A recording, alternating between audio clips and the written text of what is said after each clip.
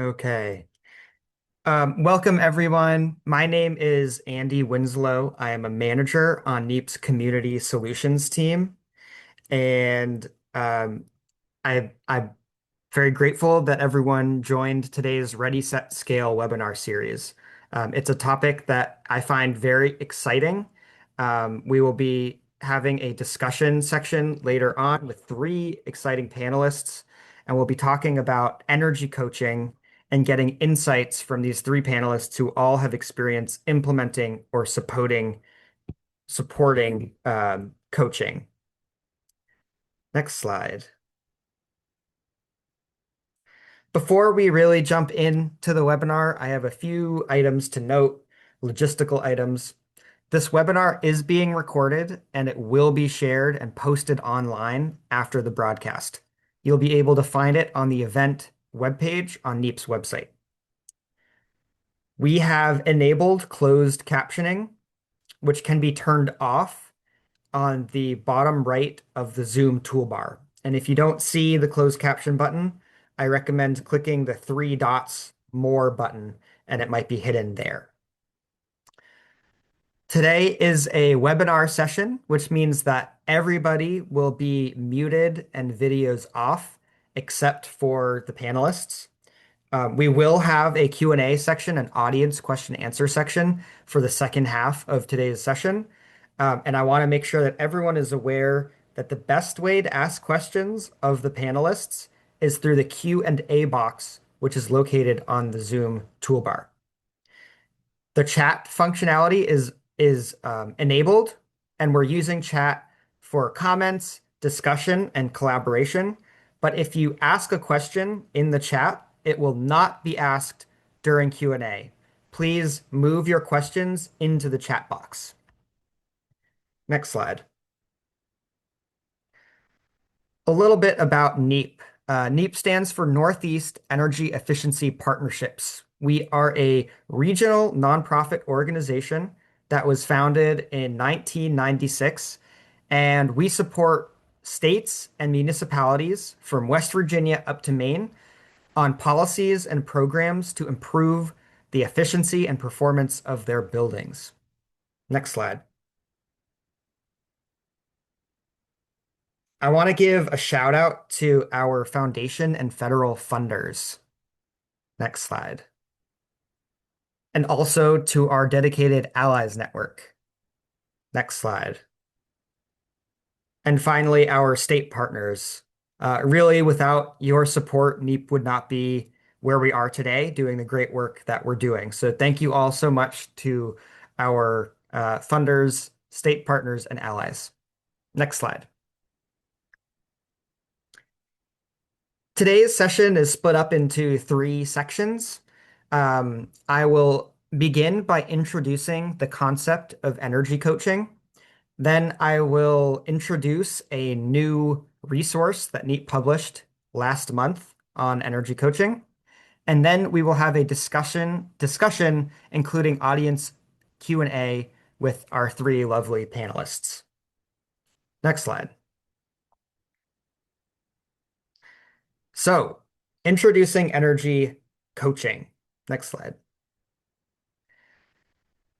Energy coaching may be a concept that is not so familiar to folks on the line, but the basic concept of energy coaching is uh, locals helping locals, neighbors helping neighbors. Coaching is when a knowledgeable resident, knowledgeable community member shares their knowledge with their neighbors. It is incredibly community driven and community focused. Coaching is peer-to-peer, one-on-one consultations, and the topics that coaches in the context of today's call refer to coaching on efficiency and electrification of buildings. Coaching programs often have also include an informative website where uh, folks can find trustworthy information about efficiency and electrification technologies. We've primarily seen municipalities, local nonprofits, volunteer groups, and municipal light plant utilities implementing energy coaching programs, but we've also been seeing interest at the state and investor-owned utility scale. And today, during the discussion, we will be talking about how those stakeholders might support these local grassroots initiatives. Next slide.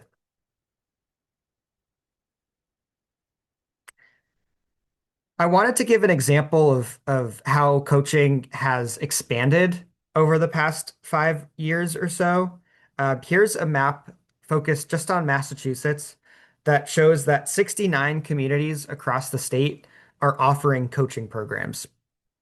21 of these coaching programs are affiliated with the Heat Smart Alliance, and we will learn more about them during the discussion. And 32 of these communities are supported by municipal staff, which means that over half are either nonprofit or volunteer-led coaching programs. And I think this goes to show all the different ways that coaching can be implemented. There's no one best way to implement coaching. Next slide. This is an example of how a coaching program might start and how it might look. It's very slimmed down and it's pretty idealistic, but basically everything starts with an organizing body, whether that be a municipality, a nonprofit, or a volunteer group that creates a forum within which, or with a forum where coaches can operate within. Staff or volunteers would take a training to become coaches, and then that organizing body would engage with the community and drum up interest and share the services that are being offered. From that work, homeowners would express interest in being matched with a coach. At that point, there would be a one-on-one coaching consultation, either virtual or in person, where the coach would meet with the homeowner, learn their priorities, and then share their expertise, identify financial opportunities, and walk the homeowner through the process, um, and share information that would help the homeowner achieve the goals that um, that they have prioritized. Then, in an ideal scenario, the homeowner would then leave the coaching engagement and go hunting for installation professionals. They would obtain quotes from a number of installers, compare them, and then ideally make the improvement that most aligns with their desires. Then, after that improvement gets made, the organizing body would track this engagement to calculate their impact and then also improve the program. Next slide. I want to be very clear that coaching does not replace the need for an installation or home performance professional and does not supersede information given by those professionals. A coach instead acts as another source of information and unbiased third-party support for the homeowner. We've seen we've folks who have gone through the coaching process, sorry, um, have uh, described how useful and nice it is to have an unbiased community member by their side as they walk through these expensive, big decisions. So this slide here explains a little bit about what a coach does and what they don't do. So a coach does meet with a homeowner either in the home or virtually. They do identify priorities and give information to help the homeowner make the best decisions. And they suggest questions to ask contractors and explain how to navigate the installation process. A coach does not make decisions for the homeowner. They do not perform improvements, they do not design systems, and they do not replace a contractor. They are an extra support arm for the resident. Next slide. So that's a little bit about coaching, what coaching is and how it works. Um, I'm really excited to introduce this resource that I was working on all of last year. We finally got it published last month called Launching Community Energy Coaching Programs, an Implementation Toolkit and Guide. Next slide. This guide is intended to be used by stakeholders who want to launch their own coaching program. So we're targeting municipal leaders or local nonprofits or local volunteer groups. The guide provides information and tools towards launching coaching programs. It covers administrative basics like workload, marketing, and website creation. It does not touch on training coaches, and it does not get really in depth on what a coaching engagement looks like. It does briefly mention these topics just to give the administrative perspective on coaching engagements and training. It just gives the administrator what they need to know to administer a program. Next slide.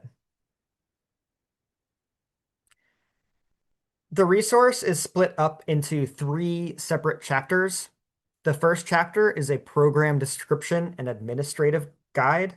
This is the meat of the administrative guidance.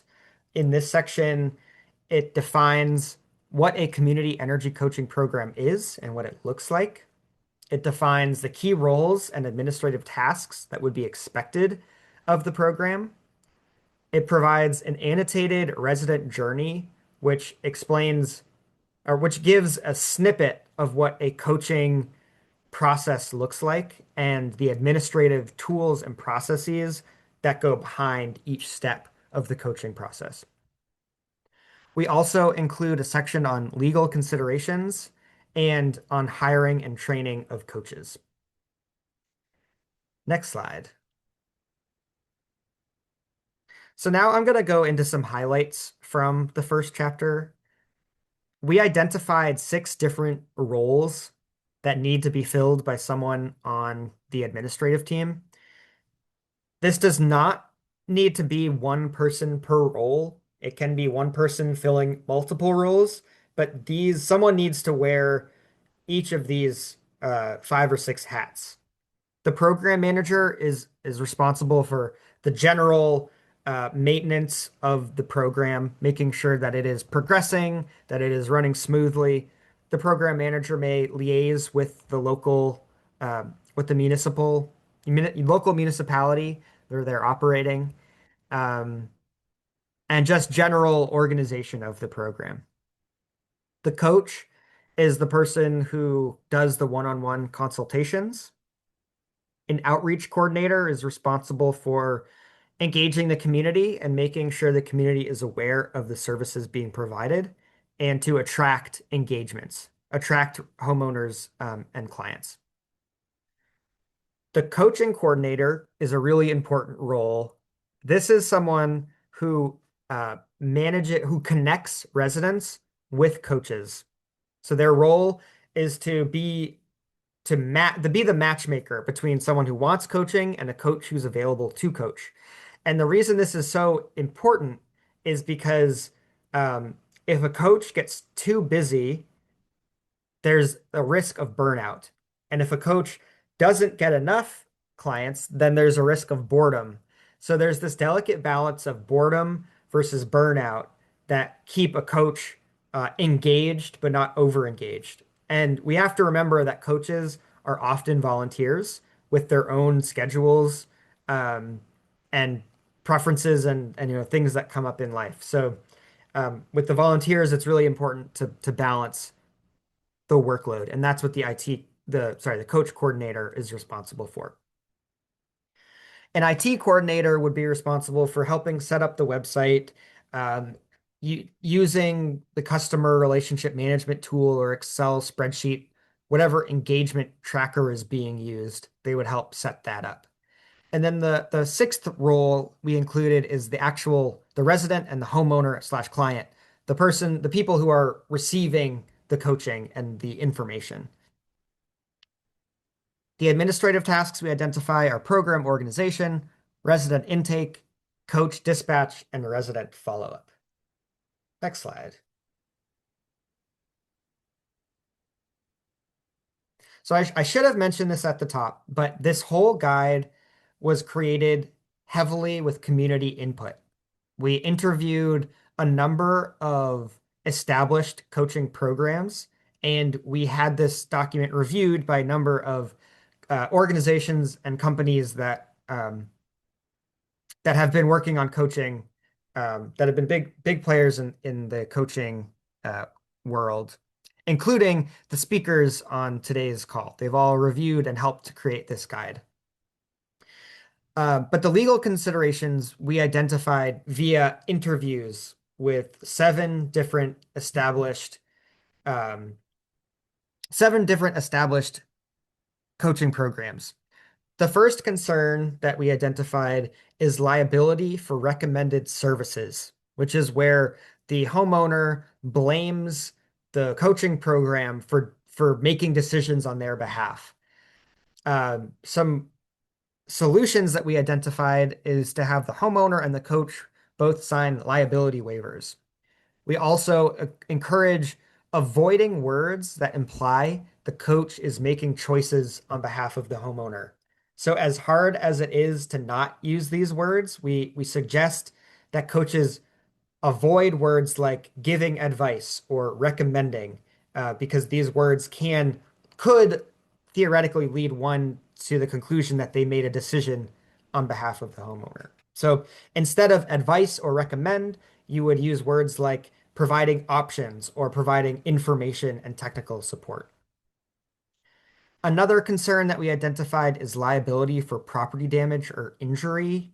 If, say, a coach somehow damages, some equipment or a wall when they're walking around someone's home. We flag that liability waivers are another great solution here. We found that many municipalities have insurance that would potentially cover something like this. So we would encourage whatever administrative entity is doing this coaching to check what they're currently insured for. Another solution that we've seen some communities implement is to only offer virtual consultations, no in-home consultations, and then you just avoid the property damage or injury issues completely. The final concern we identified are municipal ethics slash non-compete concerns, where municipalities are not allowed to pick and choose winners, so to speak. So a municipality cannot um, recommend specific installation contractors because then the contractors who are not getting recommended lose business.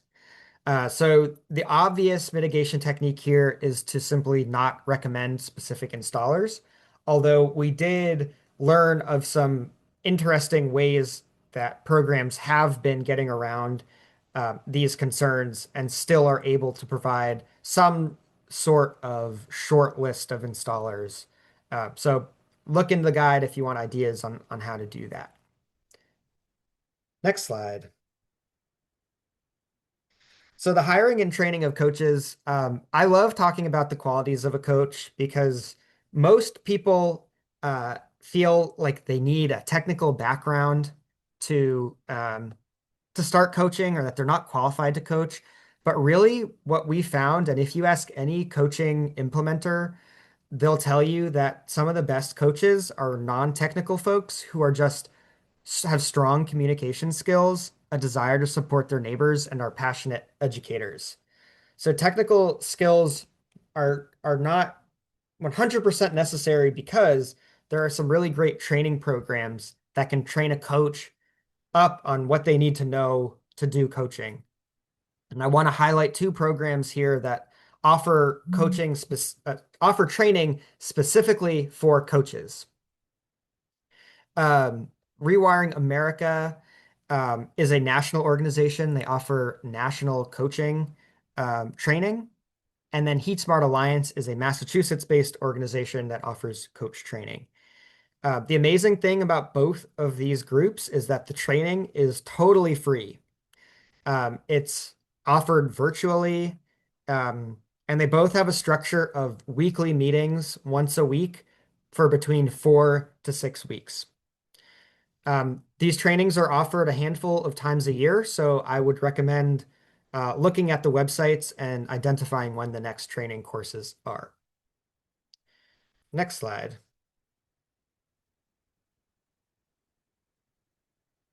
The second chapter is about communication and outreach strategies. Um, this chapter identifies 8 steps to designing a marketing campaign, and it's filled with ideas, sample resources, and guided templates. Marketing is really important because if you're not generating interest in the campaign, then the coaches will have nothing to do and you will not have an impact. Next slide. To give an idea of some of the ideas that we provide in the guide, I have 2 lists here, one for target stakeholders and one for outreach channels. These are comprehensive lists of stakeholders and outreach channels that may be of use to an implementer. Every community is different. Every community has different stakeholders that are high priority. So we've put this comprehensive list just to make the administrator aware of all of the options, and they can think about how this works in their own community. Next slide. Similarly, we have a list of various outreach activities. These activities have been used by coaching programs in the past, so they're proven activities such as tabling events or flyers and lawn signs. So we have a whole list of them here. And something I did not put in the presentation today, but we also have links to real use cases, real marketing materials that have been used before to give a sense of what you could do. Next slide. The third chapter is about websites. Um, Creating a website is not everybody's forte, and creating content to go on a website can be very challenging to do. So we created 2 different complete models for websites that can be used based on the needs of your organization. The first model website is a, a complete website, complete with a homepage and numerous pages and subpages. And each of these has language which you can copy and paste into your own website. This is just a recommended format that we identified after we did an analysis of existing coaching programs. Next slide. We're also aware that not everyone can create a whole web page, particularly municipalities or existing nonprofits who already have a website. They might be more interested in a single web page version. So we created a single web page, which is a streamlined version of the complete website. And we encourage the use of accordions, which is a web term for when content is closed, and then when you click the heading, it pops up with more information. So using these accordions, we are able to pack a lot more information into a single web page. But there should be something in there for everybody. Next slide.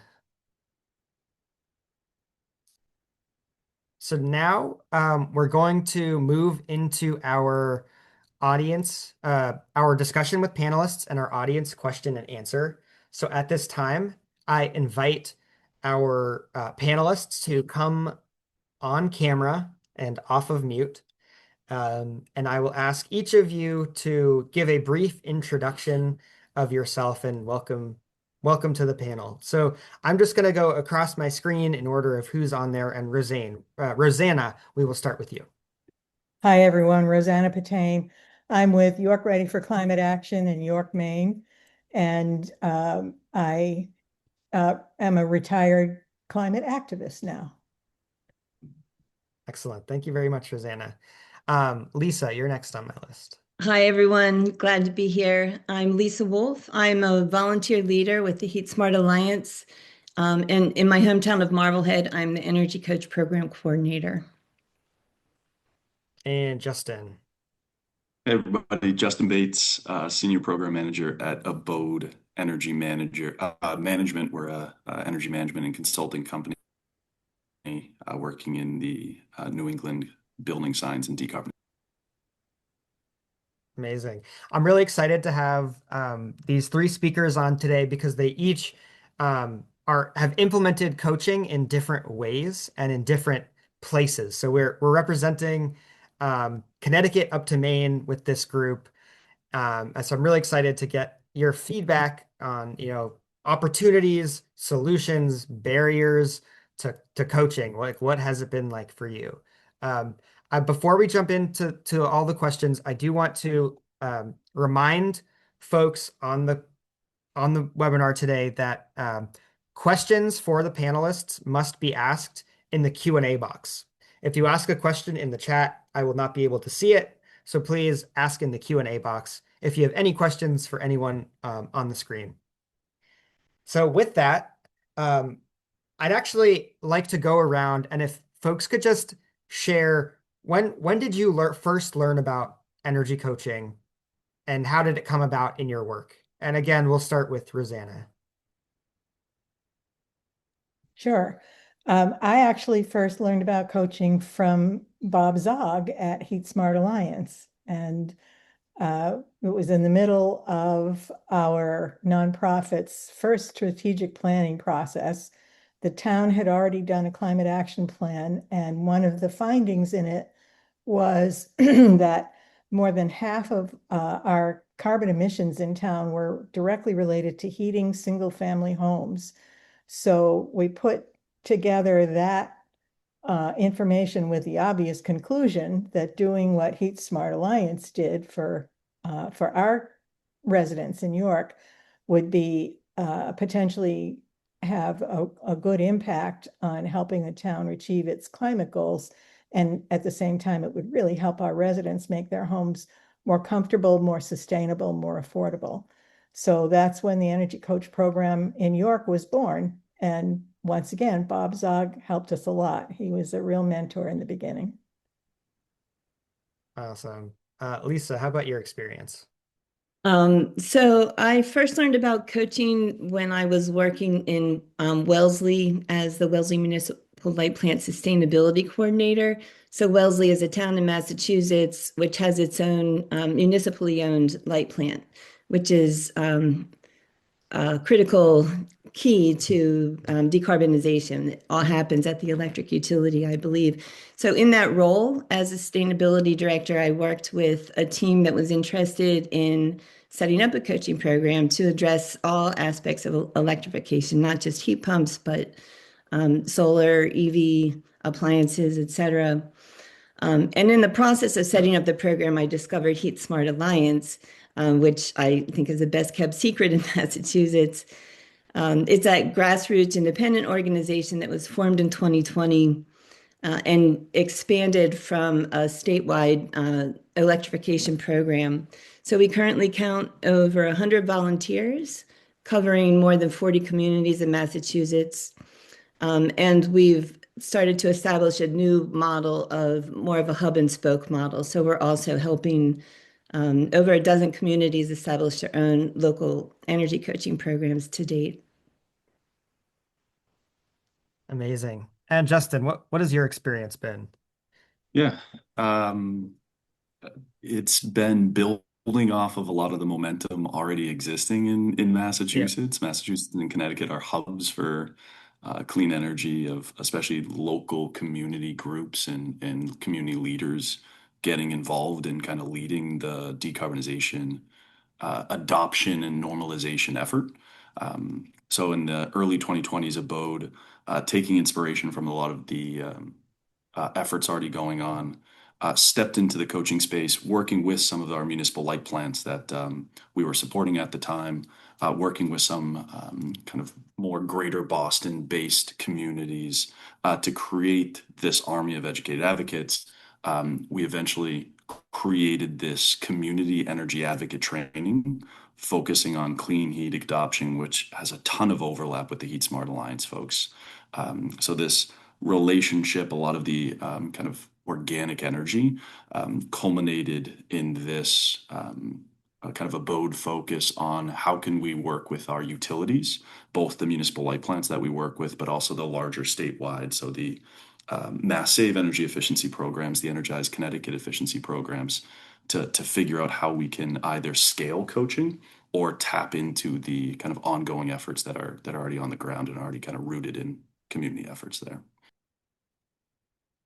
I'd like to run with that thread, Justin, of how can like state and larger utilities support these grassroots communities. And I've got a question for Rosanna and Lisa, and Justin, if you have any comments as well.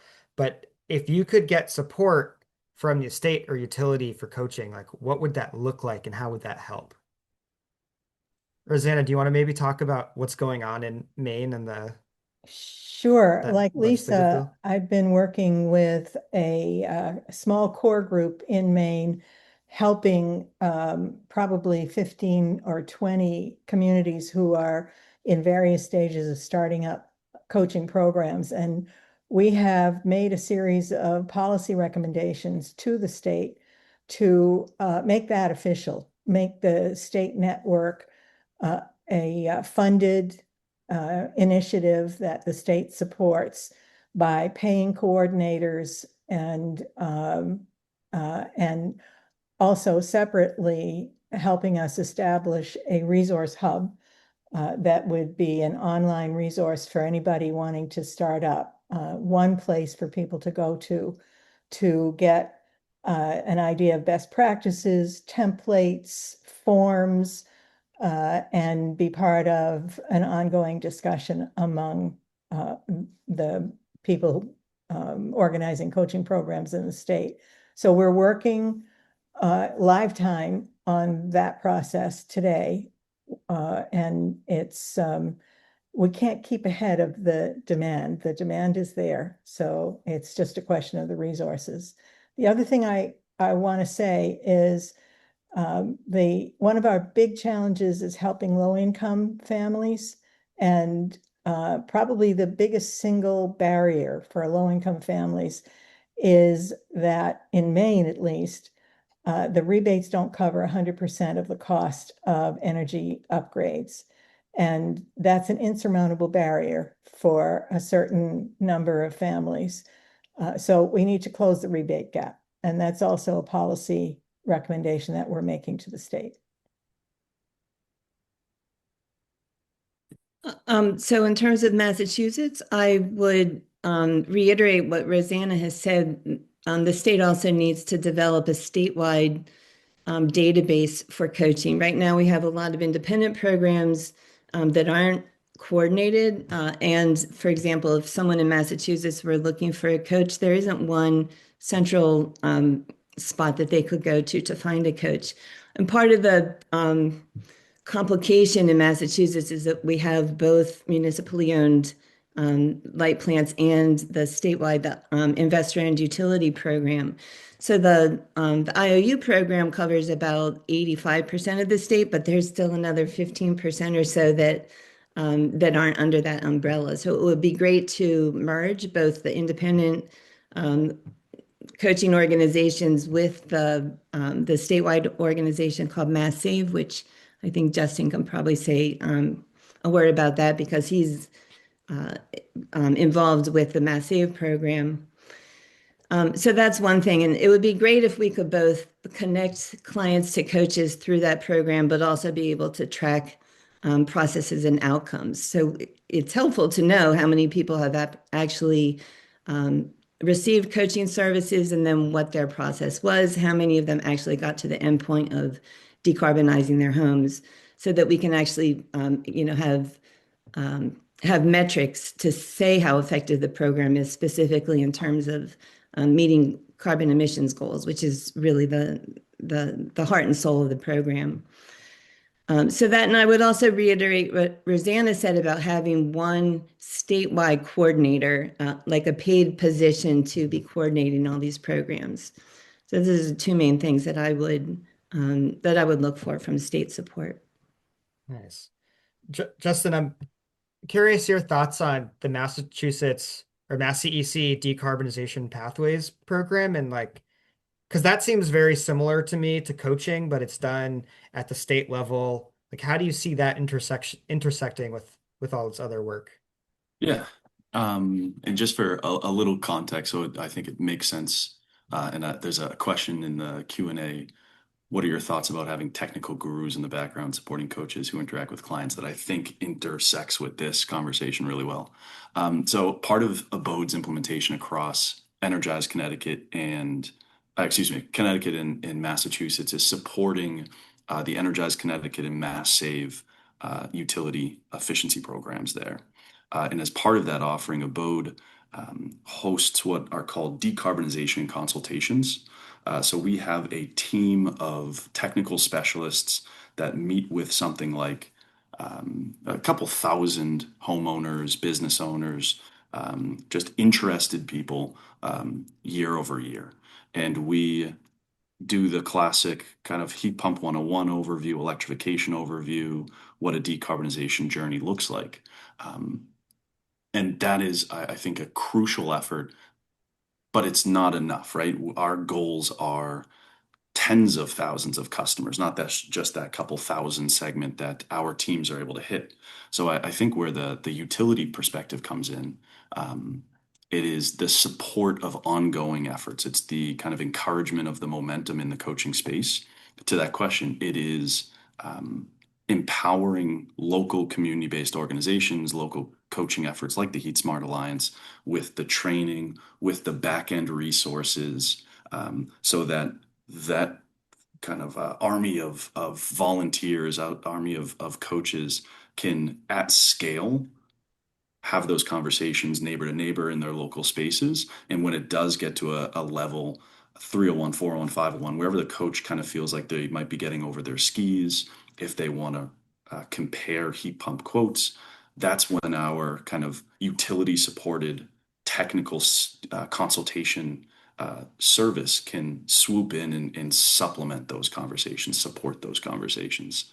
So I think it's a lot about empowering those local communities and then allowing kind of a better handoff from coach to consultation and consultation to coach so that that customer is kind of supported Mhm. throughout that entire process there. A piece of coaching that I see is so valuable is that coaching, the implementation of coaching is not so much financially, it's not capital driven, it's labor intensive, it's not money intensive. And I think that just makes it such a valuable tool for communities who want to support their communities. It's like a low cost way utilizing volunteers. But then it's all of the and like getting them trained, like all of this behind the scenes stuff that where we need some extra funding support and having like that organizing body that Lisa was talking about. Um, I would like to turn the conversation over to the topic of community building for coaches, like having a coaching community versus having a single coach doing their own thing. Um, and Rosanna, you spoke in our talk, our organizer call about how valuable it is to get the coaches together and engage them as a group. Yes, we see that as a fundamental ongoing training need. We talk, the coaches we have meetings every 2 weeks, team meetings every 2 weeks, 2-hour meetings. And the agenda at those meetings is usually two things. One is a review of the client projects, the status of each, and questions that come up for the coach that they need help getting answers for. And usually we have some guest speaking, like a local energy auditor, for example. Mhm. But the support that coaches give each other, I mean, remember, for the most part, these are passionate volunteers, and they love grabbing hold of a tough question and finding answers, and then sharing those answers with each other. So there's a great deal of support and a sense of shared community at our team meetings. And I think that's a lot of the glue of the coaching program. We have fun together. We value each other's perspectives and knowledge, and we help each other, and that's a real bond. Lisa, I is there anything you want to add? Well, yeah, when you said we have fun together, I had just written that down that make it fun. And in the communities that I've been working with, the meeting together, the building a community of shared values, especially in this environment where I think probably most on this call will feel like our values feel like they're under siege right now.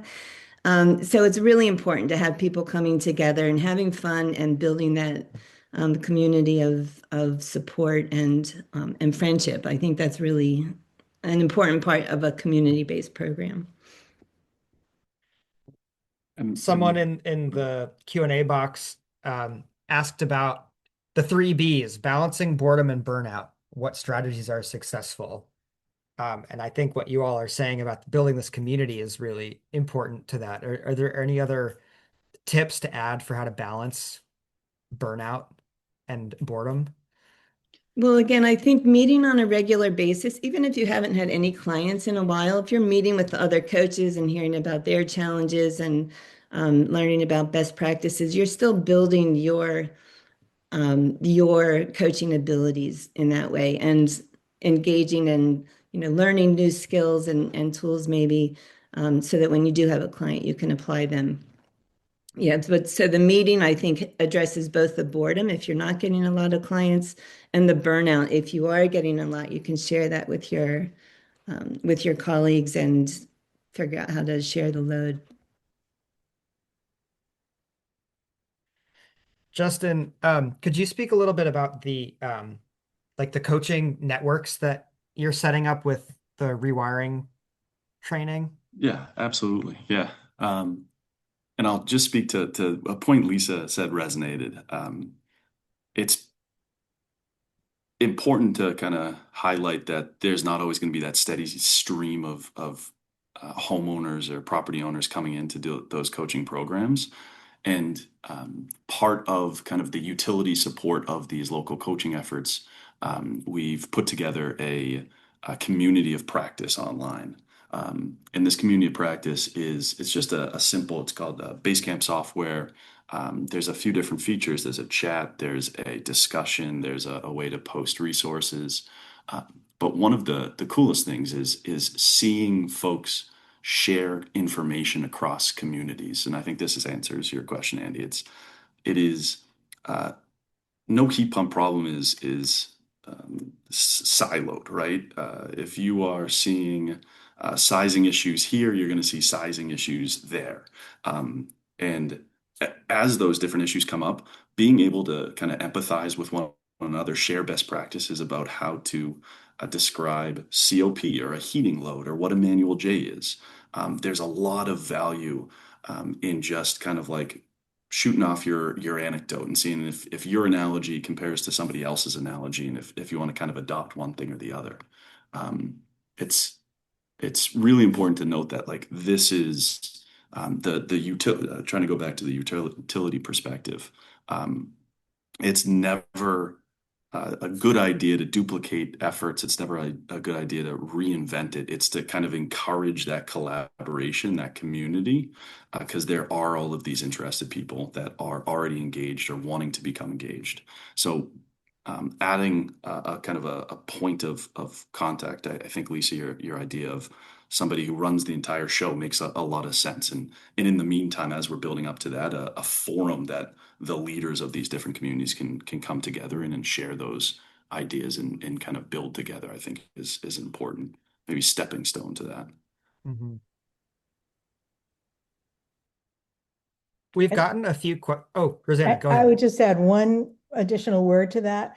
I think funding coordinators at the local level as well as Mhm. at the state level is really important because, as you pointed out, Andy, there's a lot of behind the scenes work that goes into creating a program, sustaining a program, Yeah. arranging training, doing the marketing, and so forth. And uh, it's unsustainable, if you don't mind my using that word, to rely only on volunteers for that in the long term. Hmm. And it's professional work. So it should be compensated for the integrity of the program itself and the sustainability of the program, but also in recognition that this is a workforce development issue as well as a climate issue. We are training people to participate in the energy economy.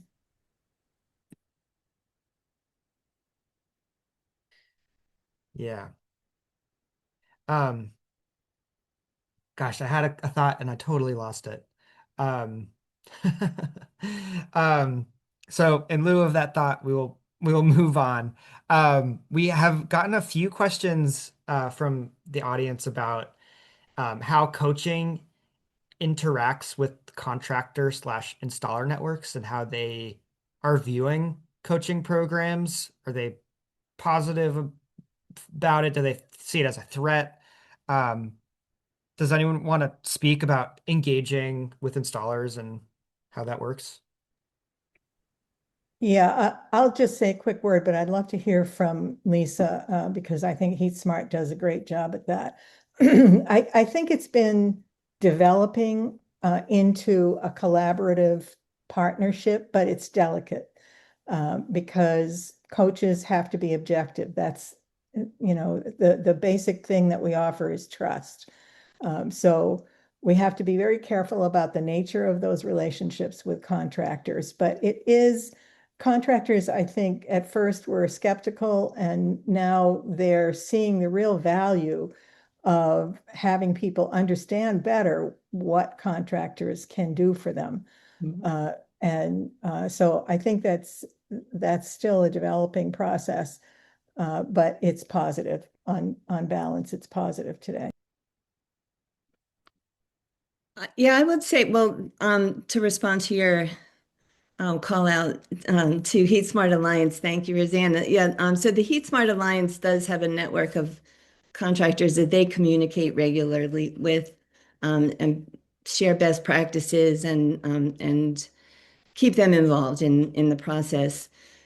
In my personal experience, there are contractors who really appreciate the coaching program and are eager to tell their clients about it so that they can help them through the process. There are also contractors um, who don't, I guess I would say, share the same goals of decarbonization.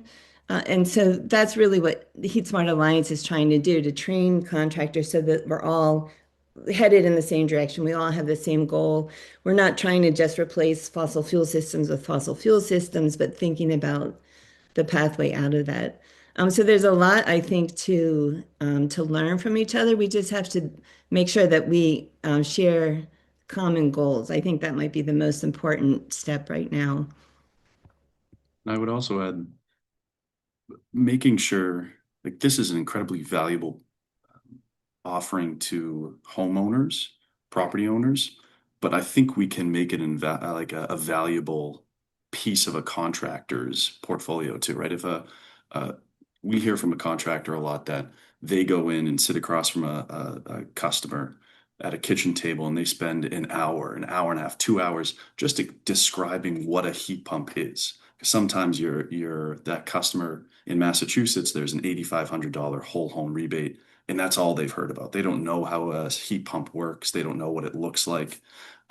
So what we've kind of tried to really instill in contractors is that we're not this um, kind of combative process. We are one that can maybe introduce the 101, 201 concepts of what a heat pump is, and then pass it back to that contractor so that they can step in and they can say, all right, now that you know the fundamentals, let's go a little bit deeper. Let's make sure that your motivations, your goals for this heating system and cooling system here are actually accomplished by my design. And you're able to, maybe that contractor is able to get a little bit more buy-in because the customer Mm. knows more and is able to have a little bit more of a nuanced conversation there.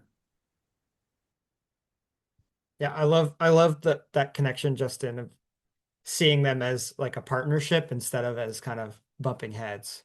Definitely. I want to circle back.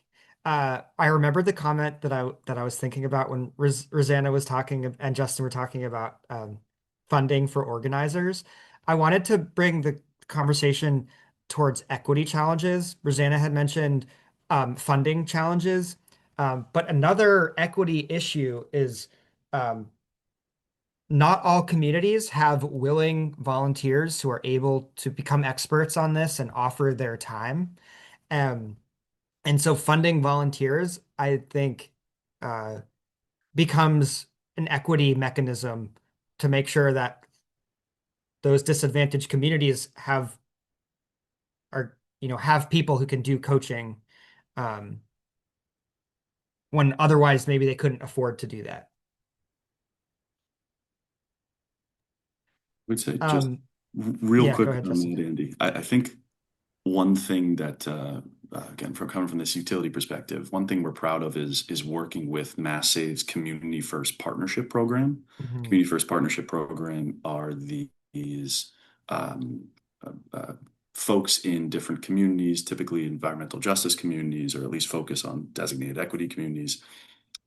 It's providing grant money funding so that these communities can hire a communicator, somebody knowledgeable and trusted in that community so that they can be a face of the program, face of decarbonization, heat pumps.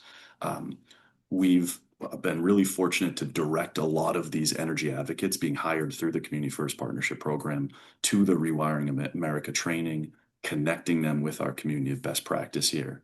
So I think it just goes back to like making sure that you are taking a eagle eye view and saying, where are all these different pieces of the puzzle and how can we connect them with um, existing programs so that they're not the energy advocate is not kind of Yeah, head spinning trying to figure out where I can get training or how can I talk to knowledgeable people. It's about making those connections a little proactively there. definitely. I love that. I'd like to see something statewide here in Maine also that provides that funding. Our collaboration, our statewide network actually included that in a policy proposal that we've made to the state. And I mean, the price tag is substantial, but the value for it is definitely there. And I think people are beginning to understand that. Another equity challenge that NEEP has been considering is how coaching can be used to support multifamily buildings. Is this something that any of you have thought about? Yes, but I'd love to hear answers. That's a major challenge. We have come at that from 3 or 4 different angles, and so far we haven't really got any purchase that I would say is substantive. But we definitely need programs, particularly for small owners of apartment buildings Mhm. and small businesses that are interested in taking these actions that would affect renters in particular. So uh, I think that's where we need to dig in and do some work. It's really challenging, mainly I think because the landlords and renters have different motives. And so Yeah. you have to, and it's also sometimes really difficult to even find the landlord of a multifamily housing unit. So just tracking down the landlord. And then in cases where, for example, you want the whole building to decarbonize, sometimes you need to get each individual renter's permission to do anything for the whole building. So very different challenges from addressing the individual residential homeowner decarbonization. And yeah, I also would like to hear more from anyone who's started to crack that nut.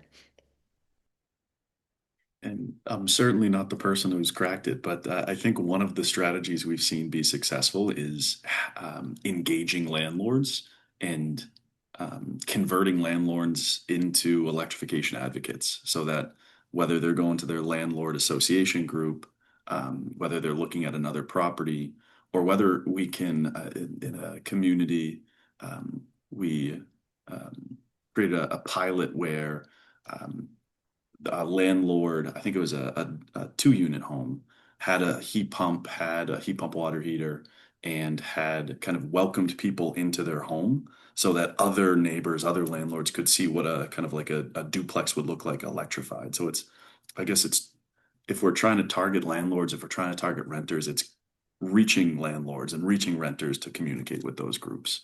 But again, no actual solution from my end. It's just a lot of, I think, throwing spaghetti against the wall and seeing what sticks eventually, which a lot is dropping off. Yeah. We've got 2 minutes left to our discussion, and one thing I wanted to make sure we touched on were some of the training resources that Heat Smart Alliance has put together, like the coaching handbook. Someone in the comment asked if NEEP was going to be releasing any materials for coach training, and my response is at this time, no, because Rewiring America and Heat Smart Alliance are doing this, and they're doing a great job, and I want to make sure that folks are aware of those resources. So Lisa, could you just chat about the coaching handbook for a second? And Justin, if there are any resources from the rewiring side that you can bring up, that'd be great.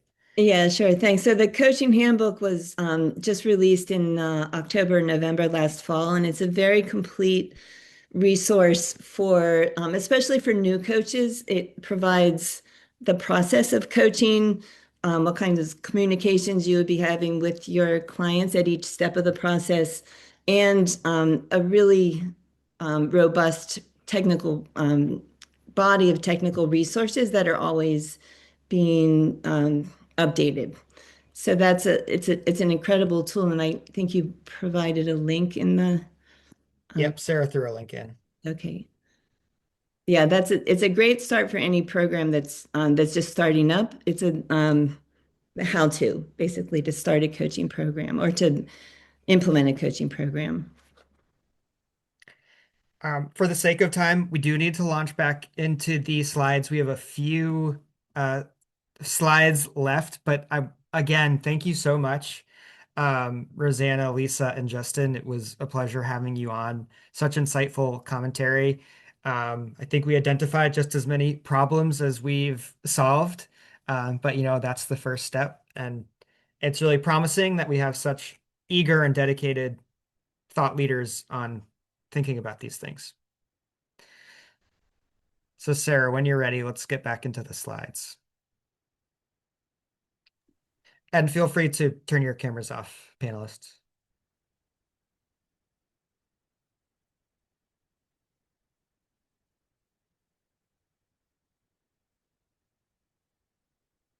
Great. So in our wrap up, I wanted to make folks aware of a new volunteer-led national uh, collaborative called Go Electric USA Collaborative. Um, they met for their first time in January, and their second meeting is going to be on Thursday, March 19th at 7 p.m. Eastern Time, with the registration link in the slides. And I think Sarah will be popping it into the chat. Um, but this group is not for training coaches, but for organizing coaching program administrators and supporting the launching of coaching programs. Um, this group is intended to share best practices across the country and make sure, just move coaching along. There's lots of great work being done everywhere. If you are interested in joining this group, I'd recommend joining the Thursday, March 19th meeting. And also just a shout out that they have a Slack workspace and virtual meetings every 2 to 3 months. Next slide. So I'm really excited to invite you all to NEEP's annual 2026 summit. We will be hosting this during June 2nd to June 4th in Baltimore, Maryland. It's going to be a really amazing event. It's my favorite time of the year, and I hope to see you all there. Next slide. Thank you all for joining us. I really appreciate your attendance, and the panelists, I appreciate all your insightful comments. We hope to see you again at our summit and future Ready Set Scale webinars. Thanks all. Bye.